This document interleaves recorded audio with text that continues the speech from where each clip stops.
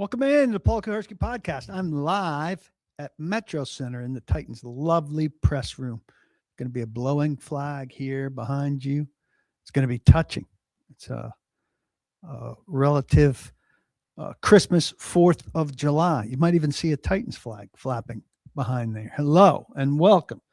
Paul Kuharsky podcast. I'm Paul Kuharsky from paulkuharsky.com, the best authority on the Tennessee Titans, with news and analysis since 1996 when they were the Houston Oilers, and I lived in a crappy apartment on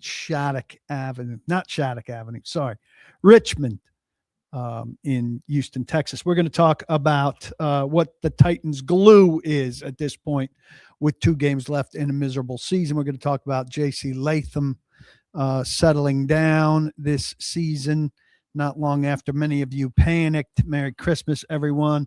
Talk about the Saints. We're going to talk a lot about the coaching situation. Fired guys, potentially fired guys who should be candidates here immediately. Defensive coordinators whose names have cropped up, 5 of them, 4 of them young, and what they would bring in terms of an offensive staff, primarily the guys at the top. And we'll take a lot of your questions. I will make some picks to try to boost my record, which has plummeted lately.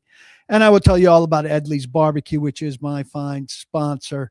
And remarkably, I am craving already after a huge day of Christmas eating. They are the best. You should eat there soon. So I welcome all of that. Best gift I got some nice clothes. I'm not a man who needs many gifts. I got a nice Columbia sweatshirt to replace one that I had lost on an early season road trip when I went and had breakfast by a pool. And early in the season on the road somewhere, I left it down there. I discovered it 10 minutes later. I went down to get it, and it was gone. So that sucked. Chris asks, out of the open jobs, where do I feel this ranks? Well, we don't know the open jobs for sure. In some ways it's better than the Giants. In other ways it's not. Their ownership's gotten a little wacky too. The media spotlight is blazing there. It's not blazing here. So I think you could make the case one way or the other between the Titans and the Giants. Arizona is probably less meddling from the Billwell family, but that's poor ownership as well. We expect that to open, right? I mean, if Pittsburgh opens, if Baltimore opens, those are better jobs. If Indianapolis opens, that's a better job. Look at the long-term security there. And I think that's a smart owner involvement. Las Vegas is a worse job. Tampa Bay is a good job, I think. Cleveland is a bad job with a ton of ownership meddling that, had a baseball analytics guy involved in the direction of the franchise for a long, long time. Put everybody at odds with a giant guaranteed quarterback contract with Deshaun Watson. That was a huge, huge pain. So I think there were a lot of problems, and will be a lot of problems there. Is it crazy? Where'd that question go? Spencer asks, is it crazy to be comfortable with Levin Slater competing at right guard this summer with another late round rookie in the mix, hoping we don't need another round 1 to 4 pick on the offensive line? I think it's crazy. Yeah. I mean, I shouldn't say I think it's crazy. I don't think you can count on Levin there. Levin is not a starter.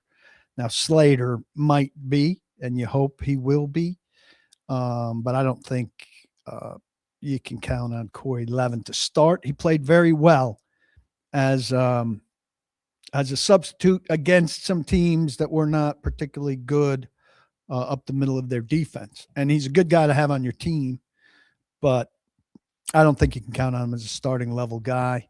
Slater, I need to talk to some people about his development and where he is, but they haven't been keen to use him. So we shall see. But, I think you can replace Zeitler with another free agent interior guy. And ideally, Cushenberry's been better lately. Financially, it would be good to keep him for one more year. With the continuity that the line is playing with now and playing so much better, it would be good if the Titans could return 4 out of 5, replace Zeitler, and go forward. This all depends on what the new coach, coordinator, offensive line coach want, but that would be an ideal circumstance. Jason McDonald asks, do we think they're looking at the same criteria for head coach as the other teams? I mean, I don't know what that means. Everybody wants a good strategist who leads men. But, some are some are more determined to have loud, brash guy after going through a quiet, teacherly type, and vice versa. But I mean, I don't know what the criteria of other teams are, and we don't know exactly what the criteria of this team is. Boston Diamond says, if they draft Love in the first round, what are the chances they go after an offensive lineman in the second or the third round? Well, I mean, you're leading places that I just don't think are conceivable. If they drafted Love in the first round and an offensive lineman in the second round, then they will have ignored yet again edge and wide receiver, and they won't have a top starting cornerback. So they will have ignored their 3 primary needs through 2 rounds. So I think it would be a really shitty approach. With the Freeman speculation, mainly shitty sources, Adam says, my stance would be that I'd prefer him over a first-time head coach, but would have him below a former NFL head coach like Saleh. My thoughts. I'm not interested in Marcus Freeman. I think he could be a very good NFL coach, but I don't think what the Titans need is a guy who has no NFL experience. Maybe. I don't think the Titans have talked to him. This is my gut feeling. It doesn't sound like he's leaving Notre Dame. I wouldn't be surprised if somebody wanted to hire him, because I think the pool of NFL candidates has thinned out has thinned out over the last couple of years. Not anything beyond the norm, but like everybody wants the young offensive coordinator, and those have been thinned out over the last couple of years, which is why you're hearing a lot about defensive coordinator types. Ed says, if Cleveland, Baltimore, or Pittsburgh jobs open, the Titans should be in the parking lot waiting for that coach and sign him right there. I agree. So let's go here. If the Titans, let's look at potentially fired head coaches. Harbaugh, Tomlin, Steichen, you're hearing a little bit about now, Stefanski. I think all 4 of those guys should be right at the top of the list for the Titans. I'm not interested in Pete Carroll, Todd Bowles, Gannon, Dayball, who's already been fired. I would put Harbaugh atop Tomlin. Am I crazy there? I think Tomlin a little more personally volatile.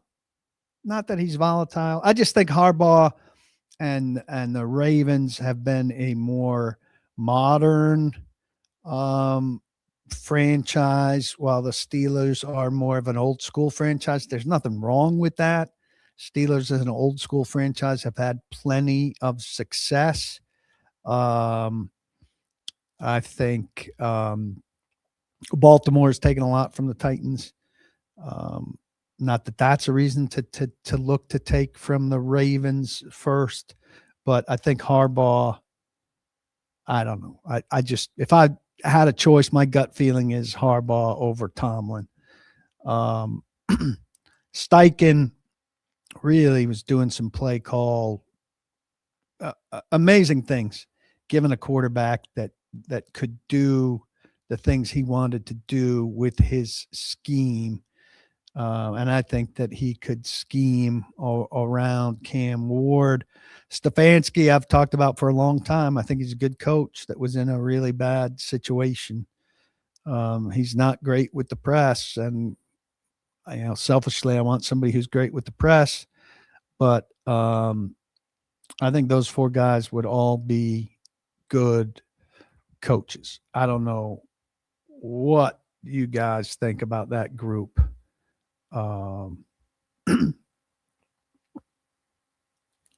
If Harbaugh is let go by the Ravens, do I feel he'd be a great fit? Yeah, I think he'd be a great fit anywhere. I mean, the guy has calmly managed a team for a long time. Now, they've begun to underachieve. They haven't finished, but things are coming out. And look, I've heard these things. I think most people around the league have heard these things that Mike Preston reported about Lamar Jackson sleeping in meetings and stuff like that. Lamar Jackson does not have a great reputation in terms of a work ethic. I think that thing's going to come to a head. I think that they'd be more prone to move away from Lamar than they would to move away from Harbaugh. But you don't know which direction that's going to go. That's as good an ownership situation as there is in the league. Biscotti, facilities terrific. Management is terrific. I mean, they've had two general managers in their whole existence, and DaCosta was groomed to replace Ozzie Newsome, and they've done they do great work on a personnel basis. I mean, he's coming from a great place. Would he want to be here? I mean, he would have his choice of jobs. If he and Tomlin came available at the same time, that would be a heck of a competition. Is he too strong-willed? I mean, he's not a strong-willed guy, but he might be a strong-willed guy. He's going to expect to be able to make decisions. Is Amy going to let her head coach make decisions? I think so. I mean, she'd be crazy not to let somebody like that come in and make decisions. Here we move on to Cushenberry. Adam says, do I think Cushenberry being better is strictly due to being in better health? Achilles injuries are a bitch. I understand he was cleared to play, but maybe it's like Tommy John in year 2 is better. I mean, I think it's helped. I don't think it's the primary reason. I mean, he had the time. He didn't play well, in the first half of last year before he got hurt. Nobody's posed it behind the scenes, even as a, hey, he needs some time to get over that or anything. He has not lived up to the contract. I do think they faced some fronts that have been less of the problems of the defenses that they have seen. But, it's just taken a hell of a long time for this offensive line to gel. And he's been part of that. Skoronski's the one true thing. Moore's played better. Let's talk about Latham. Latham, a month ago, a lot of you were anxious to move him to guard. I said, hey, let's give him, we were talking about it with 7 games left. I said, let's give him 7 games here and see what he does. You're not going to move him to guard during this season with no, Oli Udo doesn't need to play out the season as the Titans' right tackle. Let's see what Latham does for the rest of the season. You got to get him on film for the new coach, for the new staff, check him out and see what he does the rest of the way. And he's doing that. Today, he didn't want to talk much about himself, though he did say he feels he's played better, but didn't want to talk about it as a personal thing. Mike McCoy did talk about it on that personal level. Talked first about the line and then got into Latham. So let's hear that. I think if you ask any of the linemen, what's helped them the past month is the running game. And you're not just dropping back and throwing it X number of times. So I think, give all 5 of the guys credit up front for how they've played the last month especially. And I think anyone's job, especially at tackle, when you run the ball 35, 40 times a game, you're not worrying about dropping back 30 or 40 times a game.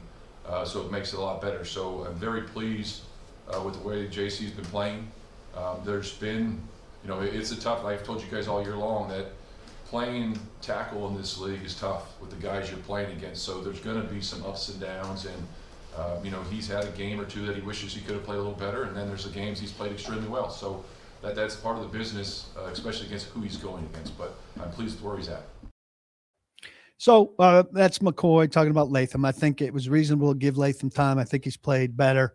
I would expect him to continue to play better through the final 2 games here, and for all of us to go into the offseason with a better feeling about J.C. Latham as the right tackle going forward, which is where we should be. Mike Herndon pointed out in what he wrote this week that the timing for Latham kind of playing better now, deep in his second season, is not dissimilar to the timing of Peter Skoronski kind of finding his footing and taking off as the player that he's become.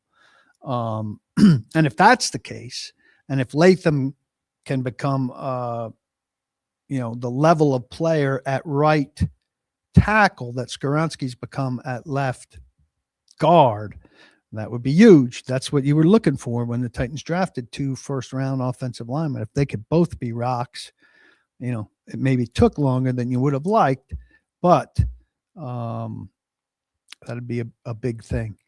I started off headlining this talking about, what's the Titans' glue, and I did a video on this earlier this season. It's impressive that this team is held together as it has. Feel free to load up questions while I'm talking a little bit about this.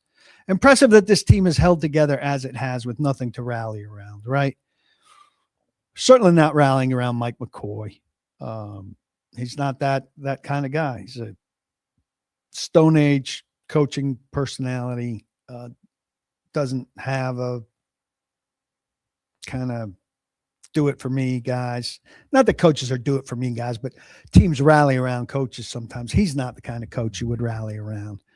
So what got this team going and why hasn't it fractured down the road, I think is an interesting question. I think there are 3 kind of linchpin things maybe holding it together to a degree. First is Jeffrey Simmons.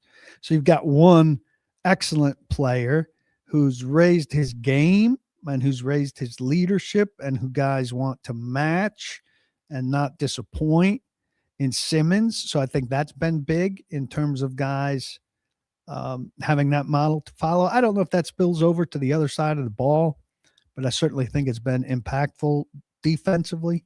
I think on offense, certainly when you have a young quarterback like Cam, that the organization believes in, that guys like and believe in, no matter what's going on social media from people and critics and stuff like that. When you hear Draymond Jones leave when he's traded, but right before he's traded, say very strongly, like he's the real deal, he's going to be something, that all has weight. And then when you're a contributing factor to the early growth or success of that guy, you want to do your part and not be part of screwing him up or throwing him off, even though a lot of people have been, right? Drop balls, missed blocks, missed assignments, all of that. And Cam Ward's own failures, certainly. But all of that stuff has contributed to Cam Ward having a harder time. And you don't want to be part of that. You want to be part of him accelerating and getting on the curve, quite frankly, that he's on now. And that's more of your motivation to stay in it. And then I think Denard Wilson back on the defensive side of the ball, having some success despite the trades of Brownlee and McCreary and the injury to Snead and the trade of Draymond Jones and now all the injuries in the secondary. Now Marcus Harris is done. Um, you see the coach scrapping and clawing to give you something that's still working. You say, hey, I'm going to play for that guy. And then I think, the room is generally good guys. No real assholes in there. And I do believe a team needs an asshole or two. Maybe not a team of this age and composition, but I think most of the guys in there are good team guys, which is a good sign for Barganzi, even though half the team will turn over again, that they've assembled a relatively good group of guys who haven't quit and aren't worried about, I'm going to get mine and all of that. So I think that says something good about the DNA that the team does have here at this stage. How do I feel about Barton? Has he been playing better? I haven't seen him messing up as much, but no, that doesn't mean he's been playing great either. Cut candidate. Sorry, excuse me. I don't have his money in front of me. I think they're probably safer keeping him for another year. James Williams could conceivably play that spot. They don't like to spend a lot of money at that spot. Barton's kind of the top of what they would do, I think.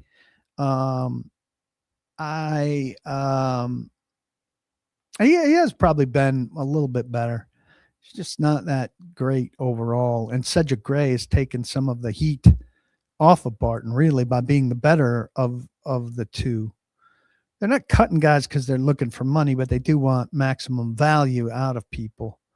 And so I think it depends on what the new staff thinks of those guys.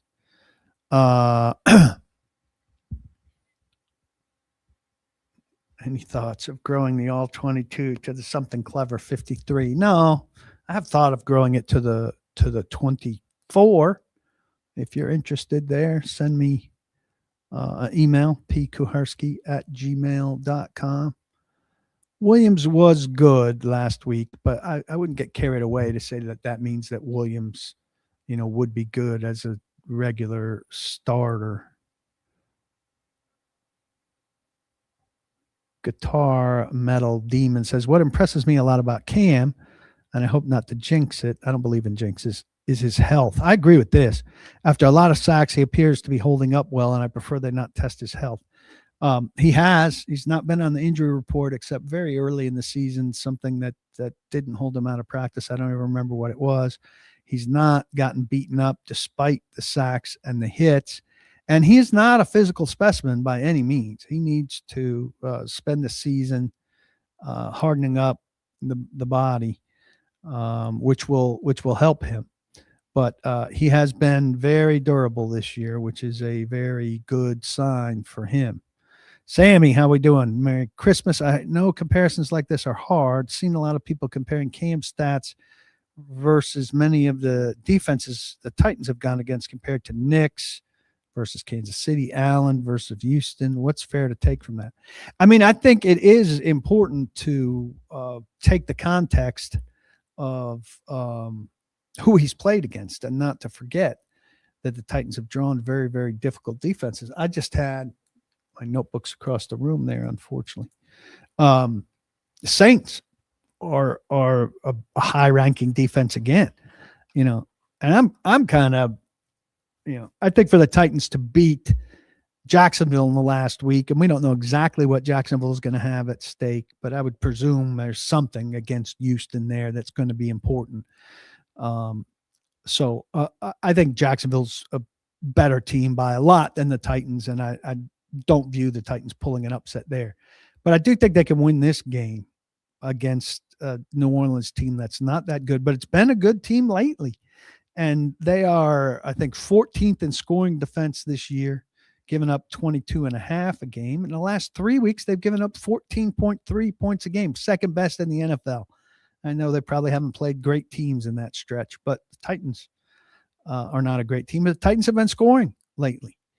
So again, for the Titans to compete with the Saints and for the Titans to beat the Saints, They're going to have to play well on offense, score on offense, maybe get some help from defensive special teams scoring wise. It's been a while since we've seen much of that. Maybe a punt return. But they've had two punt return scores and a Cody Barton pick six. But I think you certainly have to account in Cam's year that he's gone against very difficult defenses. So I think those comparisons are absolutely relevant. Do I think Femi and Oliver will play next week? I mean, I think once you've held them out this long, it's kind of weird to play them next week. So I suspect not. Femi is not that surprising, but it's very hard to understand what's going on with Bryce Oliver. I like Bryce Oliver a lot. Very disappointing that they didn't get anything out of him this year. A real bonus player for them next year, I think. Have any of you watched Pluribus out there? I just finished Pluribus last night on Apple TV Plus. If you are a fan of Breaking Bad and or Better Call Saul, this show is really good. I mean, it has some slow moments. It's the nature of the show, like the story of the show is a little bit of loneliness. But it's really fascinating. And there have been some tremendous video recaps. Like the episode of the show is probably 45, 48 minutes. And then I've watched half hour recaps of the show with text and subtext and stuff. I highly recommend this show. Rhea Seehorn, who was in Better Call Saul, is the star of the show with a minimal cast. It is really good. I want to talk to people about this show. Go watch Pluribus. The beginning, like the first two episodes, have like a little bit of a horror tint to it, but it does not go that direction. I'm not into that. It's like borderline scary, but it's temporary. Fight through that. Don't let that slow you down or discourage you at all, please. Let's hear from Denard Wilson. Well, I think that Kellen has a hell of a system. He's proven in his league as an offensive coordinator. I think the quarterback is seeing the field a lot better. They've run the ball a little bit better. I know they've been banged up, and he knows where to go. Number 12, Olave, he's a hell of a player.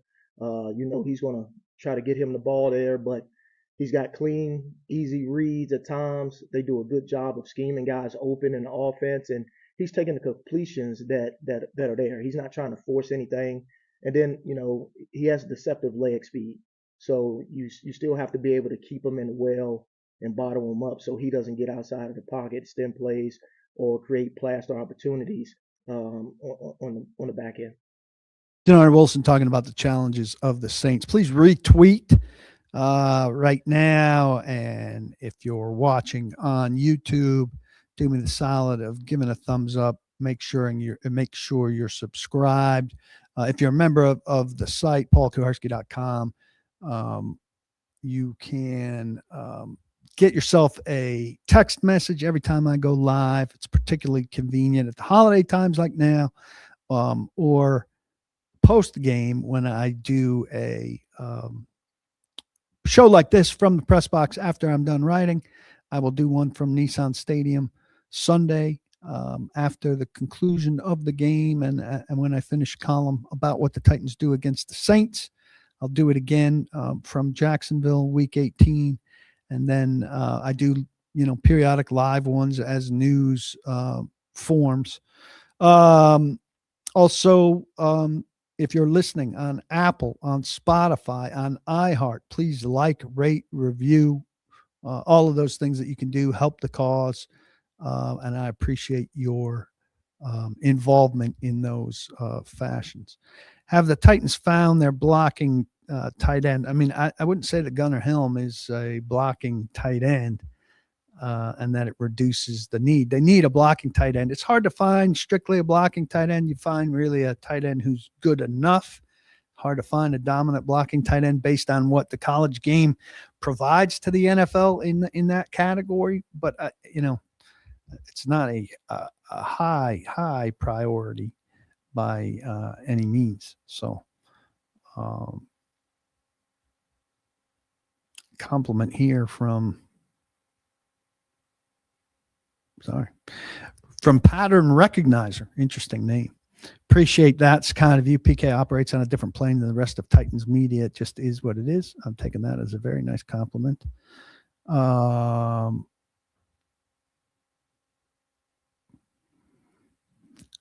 Giancarlo Stanton is not the Giancarlo that is in Breaking Bad. I laugh about plenty. I like plenty of comedy. Somebody says, what kind of comedy are you into? I can't imagine me laughing about much. Nate Bargatze is a neighbor of mine, lives up the street and around the corner. He's very funny. I saw the preview of that movie, which looks amusing. His stand-up is great. Is Matt Burke a legitimate head coaching candidate? This is a door into the defensive coordinators who have been mentioned. And this will be a highlight moment, I think, of this podcast, if I may say so. So the 5 guys that have been mentioned as the no head coaching experience. Lou Anarumo, who is 59 years old, so he's not a young guy. He's in Indianapolis after a long time in Cincinnati.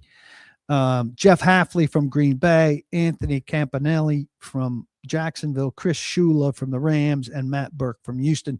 Matt Burke's the only one I know to any degree personally. He was here for 4 years as part of Jim Schwartz's defensive staff, and he then went with him to Detroit, and he's been very, very well traveled.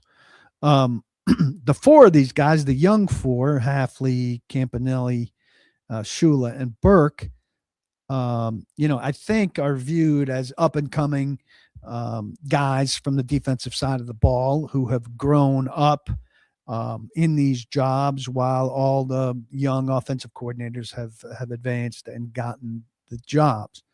The thing about these guys is that as I've looked, and I'm going to write this soon, as I've looked deeply at their connections around the league, I don't find them to be connected to a lot of good, notable offensive coaches. Now, certainly they could be connected to some who are young up-and-comers like themselves. But you wouldn't want to get yourself in a situation again like you were with Brian Callahan, where you had an inexperienced head coach bringing inexperienced guy to lead the other side of the ball. And so some of them are connected to this,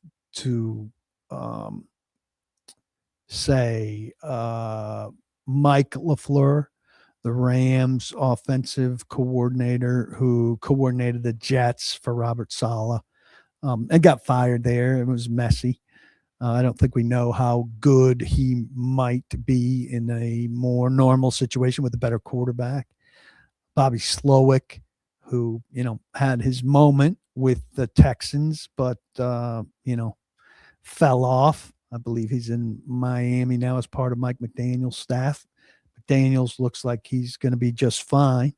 So I wonder if you hire one of these defensive coordinators, if then it's not really up to Mike Borgonzi to shepherd an offensive coordinator into the office here in conjunction with the head coach, working with the head coach.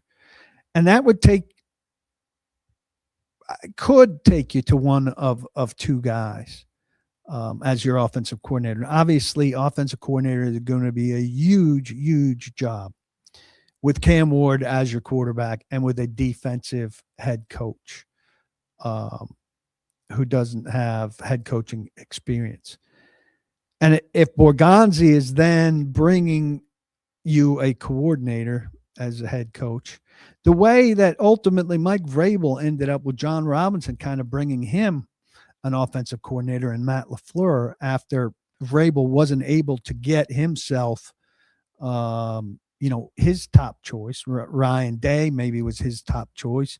Maybe had one or two others that he couldn't shake free or get to. And then Robinson said, "Hey, we interviewed Matt LaFleur for your job, and we really liked him, and he can get out to come to a play calling position when he wasn't a play caller, isn't a play caller with the Rams." And that worked out. Well, Matt Nagy, who's going to likely be a candidate for the head coaching job, if they went instead with one of these defensive coordinators as a hire, Matt Nagy is not under contract to the Chiefs next year. And with the Chiefs, obviously, he's not a play calling coordinator because Andy Reid calls the plays.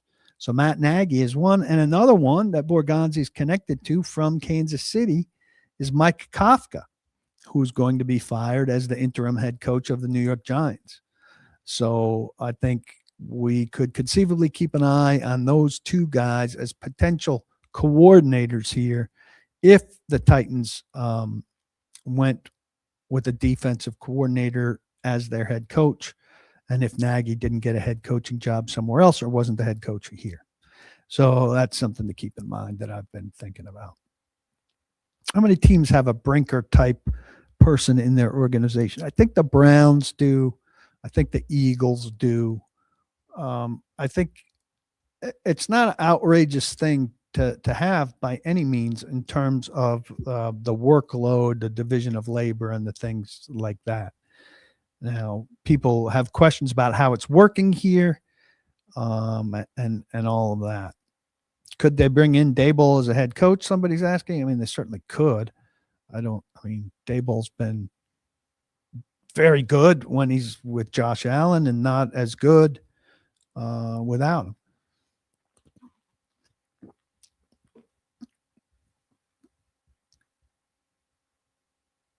You're reading that this weekend's game is blacked out to an extent due to low attendance. You're confused. Doesn't the team always sell out, or do they care about attendance despite ticket sale? I don't think you're reading what you think you're reading. The game is not blacked out. There is no game on against the Titans game. It's the opposite of a blackout. The only game on during the Titans window in Nashville is the Titans game. There's no alternative to the Titans game because only 4 times a year by the broadcast rules can the opposing network have a game against the home market game in that time slot, so to speak. So in other words, the Titans are on CBS at noon in Nashville. And only 4 times a year when the Titans are on at noon in Nashville on CBS can Fox have a game opposing them. And that's already happened 4 times this year. So Fox isn't allowed to telecast a game opposite the Titans. Is Arthur Smith a top candidate for the Titans job? We have not heard his name from these reports from national people who are being fed candidates. I would think that Amy Adams Strunk would like him to be interviewed. I would think that Amy Adams Strunk would at least be chiming in on something like that, even if she's staying out of it. I have a hard time believing she's staying out of it. I have somebody else I think that should be staying out of it that I'm going to write about. But I don't know. And top candidate, I mean, I don't know that anybody's a top candidate as opposed to a candidate. Would I take a chance on Pickens and all his nonsense? Absolutely, absolutely not.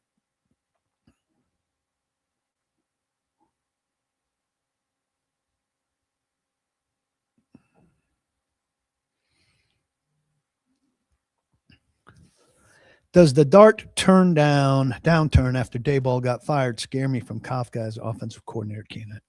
I haven't studied Kafka as offensive coordinator candidate. Last time I looked at him was when the Titans were hiring Callahan. I didn't love him as a head coaching candidate then, which doesn't eliminate him from offensive. But I'm not going to do a lot of judging of offensive coordinator candidates before I know who their boss would be. So I'm going to hold off on that. I am brought to you by Edley's Barbecue. Really one of the best places to eat, period, in and around Nashville. You can go to 12 South, where I often broadcast on Fridays. Holiday has thrown me off of that. Nolansville, Franklin at the factory. My son now with the driver's license goes to the factory all the time. Apparently the factory is happening. Franklin and Berry Farms, where I also broadcast a lot during the off season. Sylvan Park, East Nashville, Donaldson, Gallatin. Odds are the vast majority of you watching and listening to me are in range of one of these fine locations of this fine restaurant. So you should head there. Take somebody for a business lunch. Take your family for dinner. Head there this weekend. Watch a game and have a great meal. But if you don't want to go there, have them come to you. What Edley's has done is ingenious. They've broken away from DoorDash and Grubhub and Uber Eats, all of which charge, as we know, exorbitant delivery fees. And they do their own delivery. So you download the Edley's app. Websites in the show notes, but it's just edleys.com. Go get the app, get it on your phone. You punch in your zip code. It'll tell you if you're in range. Odds are, like I said, because there's so many locations so well spread out throughout Middle Tennessee that you are in range. You make your order on there, and they charge you hardly anything extra to bring food to your house quickly. And so you have the Edley's experience at home, which is just a fantastic way for the whole thing to operate. It's like you're in the restaurant. It lowers your cost, and you have a smooth barbecue experience. When you go to the restaurant, it's like you're eating in their kitchen. And when they bring the restaurant to you, it's like their kitchen is in your house. Edley's Barbecue. I recommend the burnt ends. I recommend the avocado plate. You could add brisket. You could add any pork, turkey, chicken, you name it. It's fantastic. It's making me hungry just thinking about it. Usually when I'm there, I'm also smelling it. It's fantastic. Will Newman and his family have put so much into this restaurant. They've been a loyal sponsor to this show. Show them how much we appreciate that. Go eat there, download the app, order in, bust out. You won't be disappointed by Edley's Barbecue. Find a location near you. Download the app and use it sometime soon. You won't be disappointed. People in the comments here regularly vouch for it. Check it out. Thank you for your support. Picks. I am 19, 17, and 1. I will take Houston getting 1.5 at the Chargers. I am in on Houston. I am in on Houston's defense. And I said before the season, I thought Houston could win the division by 3 games. I know Jacksonville is legit as well. Indianapolis obviously fading into nothing the way they are, but I think Houston has gotten to where I thought Houston was going to be. It took them some time. Defense carrying that team. I like the Texans a lot, and in a game that will have major implications for the top of the draft, I think the Giants, as bad as they are superior to the Raiders, a terrible team. I'll take the Giants giving 1.5 at Las Vegas. Houston plus 1.5, Giants minus 1.5. That'll give me 2 wins. I've been doing 3 and 4 games chasing to try to get my record up. I am going to avoid doing that this weekend. Back to your questions. I appreciate all of you being here. I hope you had a great Christmas. Extend it. The 12 days of Christmas, I always remind people, are not a count up to Christmas. They're a count up after Christmas. So Christmas celebration should be extended. Howie wants to send me a script to just talk about him in a flattering fashion. I'm good at it. Yeah, well, you have to sponsor me, Howie. I'm not just going to speak of you you have to give me a product that I like, and then we reach a sponsorship agreement. Burnt Ends, great suggestion, says Untrue Sports. Untrue Sports, that sounds not like something that I would like. Untrue. I like true. Look, everybody rolling in here now. Jennifer, she likes the pork tacos. Chase says it's the best. I mean, I don't get a question like this, and Guitar Metal's been doing good work. Does the new regime have a specific objective? The new regime would like to win, get into the playoffs, and ultimately win a Super Bowl. What is the objective of any football team? Yeah, we've covered the Bones thing, Dwayne. With the significant special teams improvement this season, I hope Bones is retained. How likely do I think it'll be? I think it's like a 90% thing. He, I believe, has 2 more years on his contract. They hire coordinators with 3-year contracts, generally speaking. So he would have got a 3-year contract, which would mean he has 2 more years. He'd be the only person on staff with 2 years remaining on his contract. Everybody else would have 1. And then, unless the new guy has a special teams coach who's available to him, who he's absolutely in love with, I think the Brinker and Borgonzi would absolutely urge him to retain Fossil, who's a hard guy not to get along with, and he would fall in line with that and welcome him. So I think it's a long shot that Fossil would not be here. During J-Rob and Vrabel's first year, they had a specific objective: win the division. Well, everybody's objective to get to the playoffs and get to the Super Bowl and win the Super Bowl starts with winning the division. You get you a home playoff game and get you on the start. J-Rob even mentioned it in the draft call to Corey Davis. We need your help winning division games. So I guess that was the beginning of, does the new regime have a specific objective?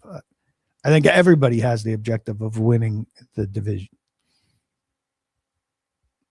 I don't, Gabe says, so over Amy Adams Strunk and our weird structure, has it directly led to poor hiring and results on the field, in my opinion? I mean, to me, the weird structure isn't it's not that weird a structure, the Brinker and Borgonzi thing. They're moving around of who had the final say. That was weird. Their determination to be so super top heavy. So they've got Brinker and Borgonzi and McKenzie and Ziegler and the guy from Cleveland whose name I don't even remember. So they've invested a lot into that. And that's like the super decision-making club. And the scouts, they haven't added to the scouting department. A lot of them are still here from J-Rob. Couple even maybe pre-J-Rob. So they're more concerned with this high group up here and less concerned with this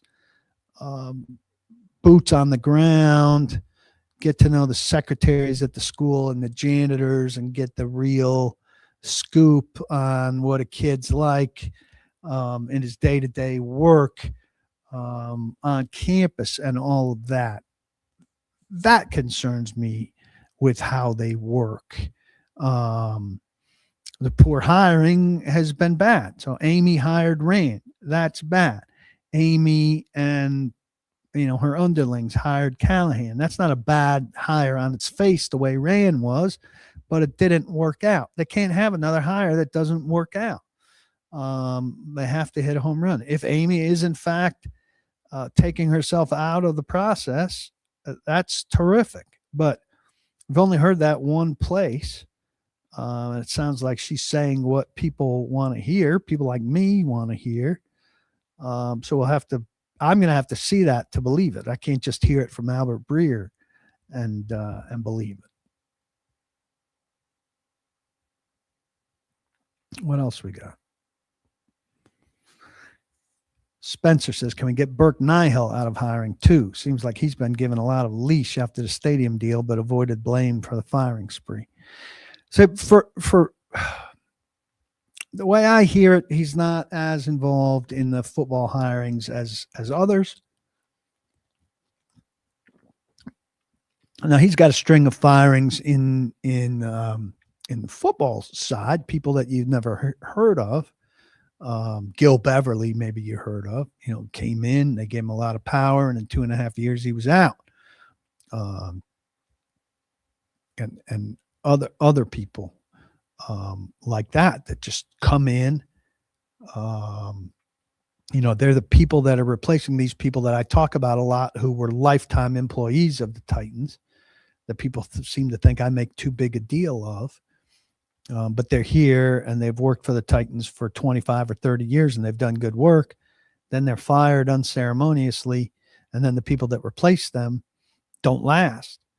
And I think that's a failure to kind of understand the culture of the building and the necessities of the job and stuff. It's not football related, so to speak. Why wouldn't Borgonzi bring in some of his scouts and do an overhaul of the scouting department? Well, his scouts, quote unquote, are Brett Veach's scouts, and Brett Veach is treating his scouts pretty well. And they probably like their jobs in Kansas City where they win Super Bowls. And they're under contract there. When their contracts come up, Brett Veach probably gives them a nice new contract and they have stable lives in Kansas City.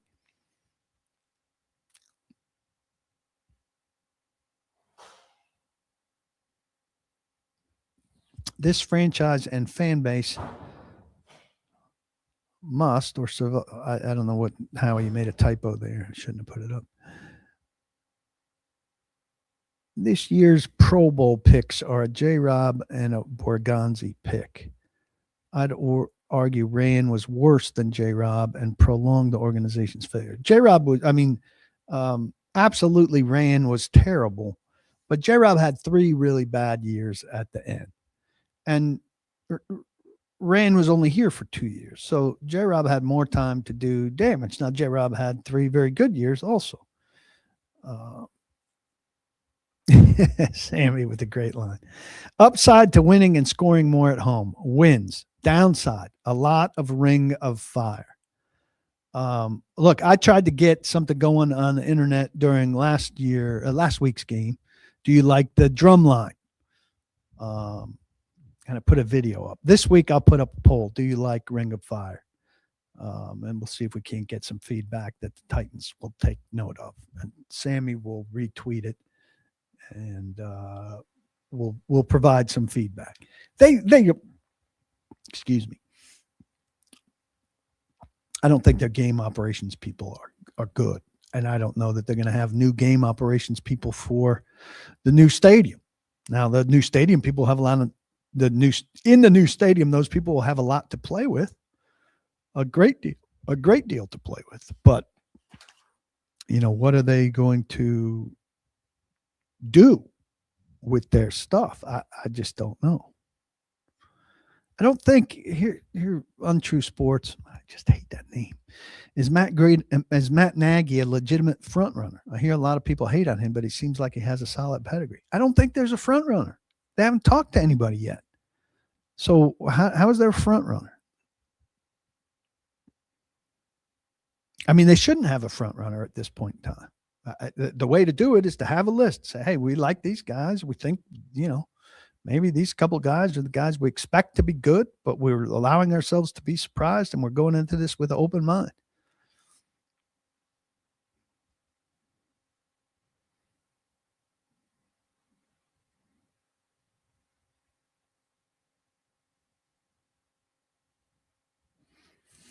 What else we got? Take a couple more questions. We're heading down the home stretch here. Looking forward to another slow day tomorrow. I hope you guys have that as well. That's the way to live this week. I'd imagine most of you aren't working today. Have I heard more dirt on Rand since the firing that I haven't reported? Any word on how Borgonzi has improved areas where Rand fell short? Well, I mean, Borgonzi's running things. He's not playing a lot of Candy Crush or his version of Candy Crush. Yeah, I've heard plenty about Rand, but people have moved on. What are my New Year's plans? I don't really have New Year's plans. It's in the middle of the week. New Year's Eve is a holiday for or an event for young people. It's always one of the most overrated days of the year. Probably monitor my kid. Try to keep his mom calm.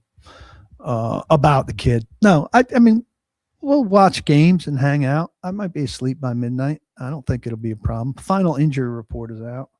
Let's see if there's anything interesting on that.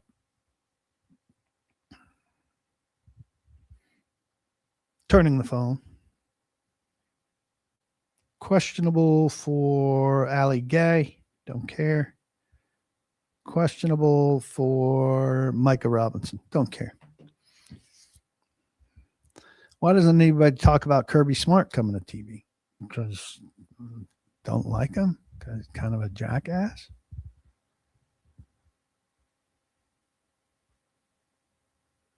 I mean, if I were GM, would there be a certain player or position that I would target with the first pick? First off, I'm nowhere near qualified to be GM, but I'd say this time and time again. You can't target a position in the first round if you're not knowing what's around and who's picking before you and what's going to go and all of that. I think, it's urgent at edge and at receiver. Urgent. So I'm not screwing around with much outside of that, but I need to see what's there, what's happening, what the trade options are, and all of that. On a scale of happy PK to mad PK, where would I land if they draft Love? Well, I'd have to hear their rationale and all of that. It would make sense in that they need to run the football well in order to have success. I just think you can run the football well without the best running back in the draft. And I think you're creating a void at positions where it's far harder to get good players later. And I think you can get a good running back in the 4th round or a good running back in free agency.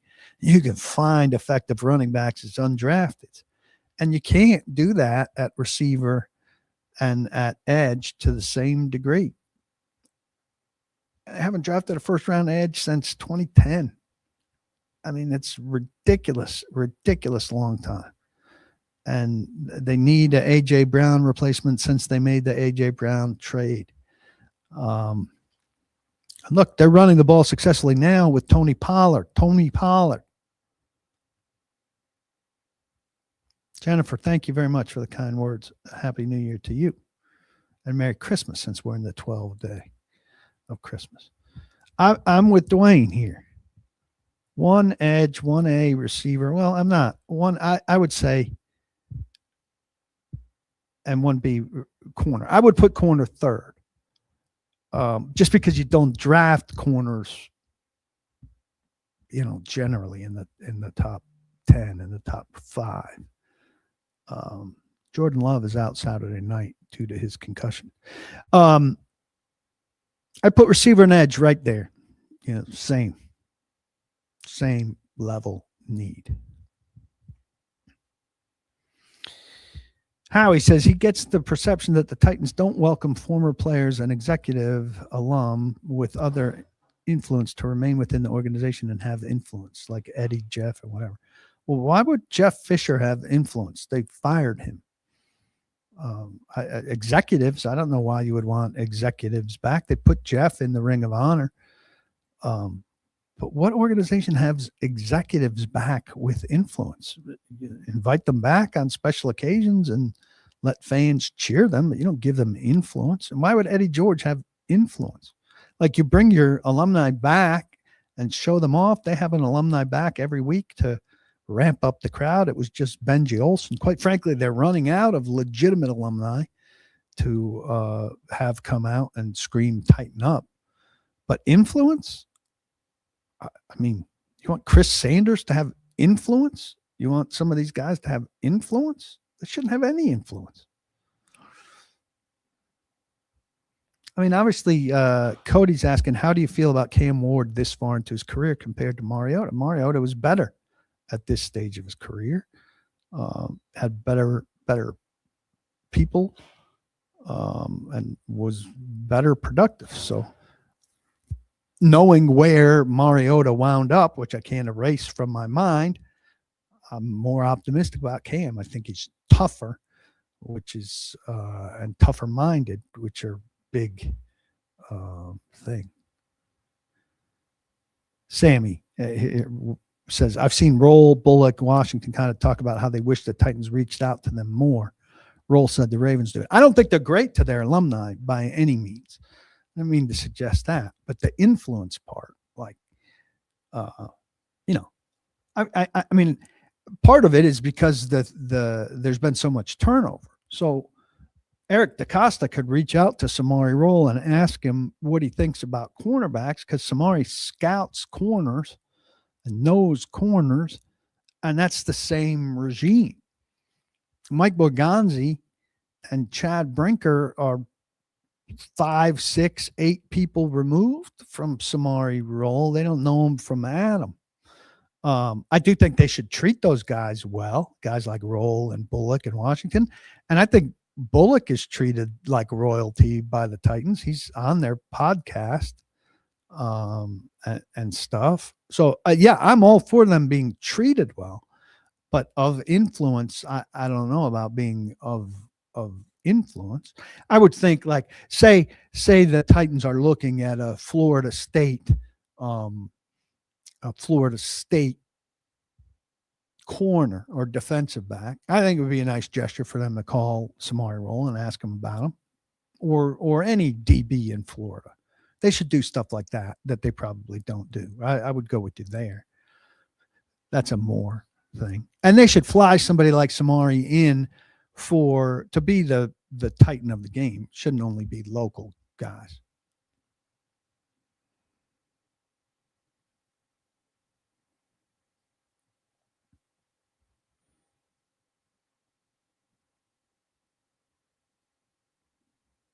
What else we got? We're at an hour and 2 minutes.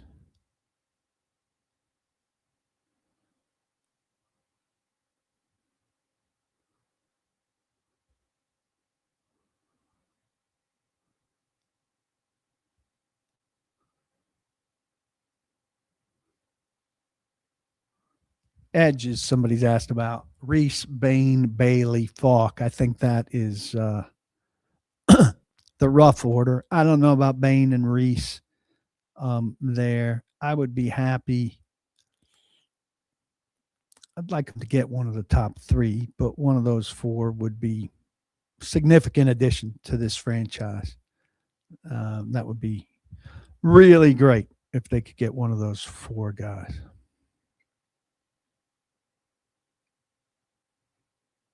All right. I think we've done a good job here. Good, thorough job. I appreciate everybody's participation. Eat at Edley's Barbecue. Join paulkuharsky.com if you're not a member. Look, $7.50 a month. You're not even going to notice it. It's nothing. Price of a cup of coffee, less than a cup of coffee, less than a cocktail, less than a beer.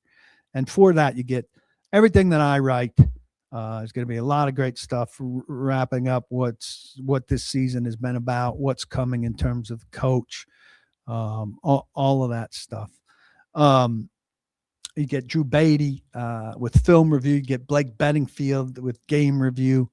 You get Mike Herndon, whose stuff is just terrific, analytical looks at the Titans.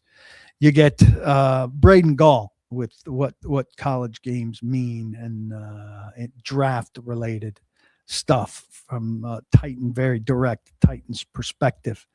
You get texts for when these podcasts are coming. So much. It's well worth your while. So take a second, come sign up. If you need a late Christmas present for somebody, you can put their email address in and give them a password, send it to them. Birthday gifts, anything like that. I appreciate your support. I will see you after the Saints game to talk about what the Titans do against New Orleans. Don't block the box, and be sure, please, to lock your locks. Merry Christmas. Happy New Year.